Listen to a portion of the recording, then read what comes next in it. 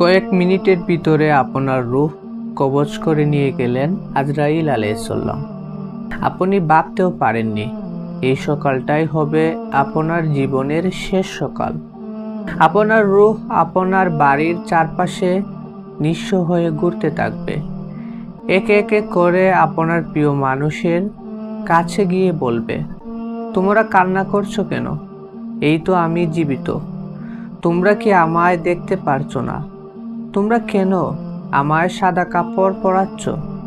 তোমরা কি জানো না আমি তোমাদের ছাড়া থাকতে পারবো না? তোমরা কেন বাঁশবাগানে আমার জন্য খবর খনন করছো?